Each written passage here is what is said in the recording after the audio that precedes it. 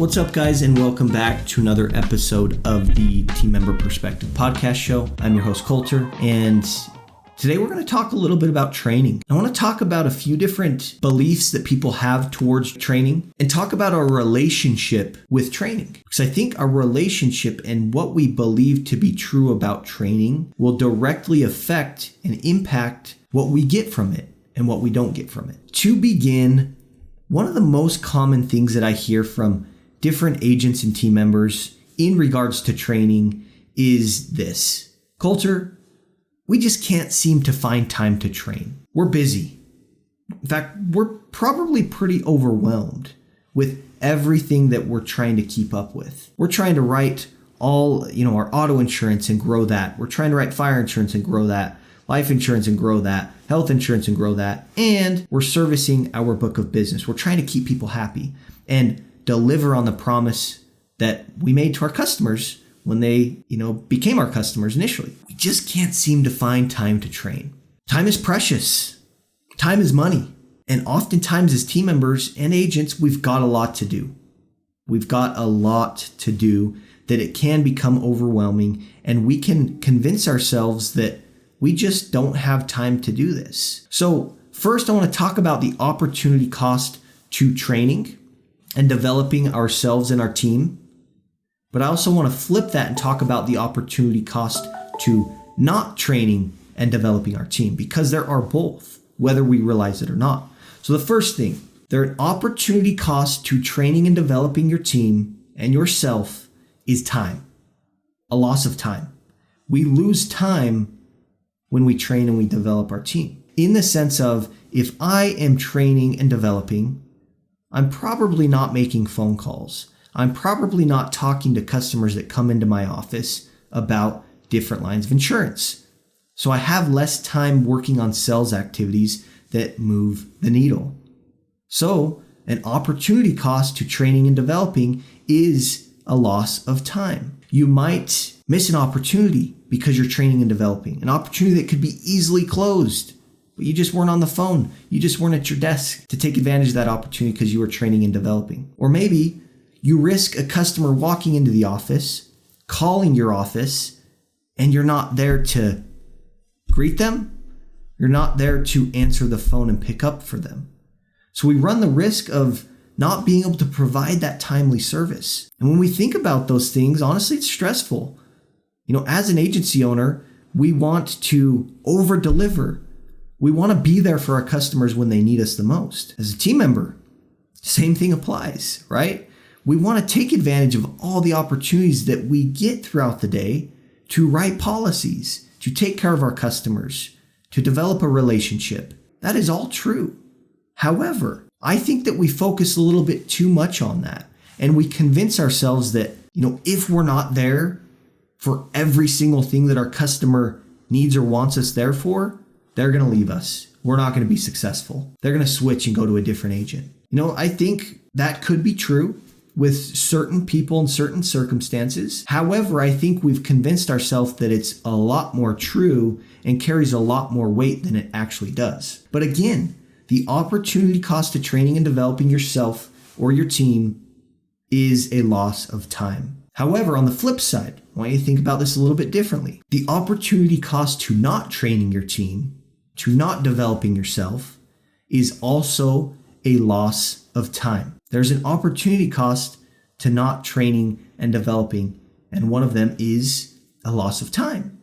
For example, how long it takes you and your team to actually get results. That's an opportunity cost. That could take time. What if instead of a brand new team member taking 2 years of experience as a team member to learn how to sell life insurance consistently, what if we could shrink that down to 2 months? What would that do for that team member? How would it set that team member up for a career with you in your office? And what would it do for your agency as a whole? If we could, instead of taking 2 years to learn how to sell life insurance and become confident, comfortable, we could shrink that down into 2 months. Training is a return on your time. You got to look at it through that frame. Because yes, it is an opportunity cost. You're not there to answer the phone. You're not there to be in front of your customer. You're going to miss out on opportunities. You're going to have people that, you're not able to take care of right then and there. But I feel that the benefits outweigh the costs if we can get a return on our time. Just think about your relationship with training. Do you feel that it is just a loss of time and you start feeling overwhelmed with that? And even if you are taking the time out of your day to train and develop, if you have that frame about training, think about your experience of what you're getting out of the meeting versus what you're not. You might be so in your head about that even when you're training and developing, you're not actually present in that moment. You're not actually getting out of that training what you could because you're so focused on getting back to the phones, getting back to your desk. There is an opportunity cost to training our teams and developing our teams, but on the flip side, there's also an opportunity cost to not training and developing our teams. And personally, I feel that frame of thinking about training in terms of return on time instead of just a loss of time completely changes the effectiveness of the training itself. You're going to get a lot more out of it if you can look at it through that lens. You're going to shrink that time of getting results if you can look at training through that lens. You're going to be able to do things quicker if you can look at training through that lens. You're going to be more efficient if you can look at training through that lens. You're going to be more productive if you look at training through that lens. You're going to earn more if you can look at training through that lens. So instead of training being a time suck, it's return on time. Okay, another thing in regards to training. Agency life can and will be busy. That is just the nature of the beast. Us team members, we've got a lot on our plates.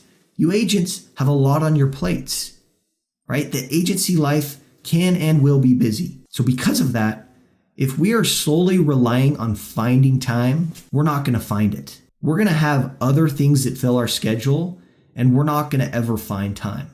So instead of finding time, you've got to make it. It all starts with you. You need to be intentional and schedule training and development if you truly want to get different results. And we know this, that if you want to get different results, but you're doing the same thing over and over again, year after year, you're going to go insane, but it's also not going to work for you. Because if you want different results, you need to do different actions. You need to do things differently. You need to do things in a different way. And that's where training and development comes in. That's where it becomes the return on time. Because if we can learn something that took Joey 5 years to learn, if we can learn that in half or even less the time, we're going to be more effective. We're going to be more efficient. We're going to write more policies, and we're going to eventually just do more, right? Learn what's already working for other team members. Learn what's already working for other agents and replicate. Replicate what they're doing and then go into iterate. But guys, training and our relationship with training is paramount to what we actually get out of that training. So I'd encourage you to think about that. Do a self-diagnosis and ask yourself, how is my relationship with training? Am I focusing on the time suck of training? And that even though we are doing trainings, I'm just not mentally there. I'm not engaged because I'm worried about getting back to the phones, getting back to my customers. Or are we looking at training as in terms of a return on our time in a way to where we can be present? That we know that if we can just set aside a small portion of the week to train, of the day to train, that we're going to make more because of it. We're going to develop skills that are going to help us make more because of it. So our relationship with training is paramount to our consistent success and development and progress. As we're in the middle of the year, we've got big goals, we've got big things that we want to accomplish. Think about your relationship with training and figure out how you can make it more of a beneficial, positive relationship and move away from the time suck. And just take it from me, right? I went from selling 10 life apps one year to 123 the next. The year I wrote 10, I was talking about life insurance a lot. I would argue to say that my activity level was pretty much the same as it was the year I wrote 123 life apps. But what I changed when I wrote 123 is that I started to actually be intentional with my training. And I recognized that, you know what, I've got to view this as a return on my time. I've got to learn what's already working instead of trying to reinvent the wheel. And that if I can do that and I can be intentional, be present in that training, it's going to help me in my conversations. to where it might only take me 5 conversations to write one life policy instead of 15. We become more efficient when we do that. So I appreciate you guys. Hope you have a great rest of your week.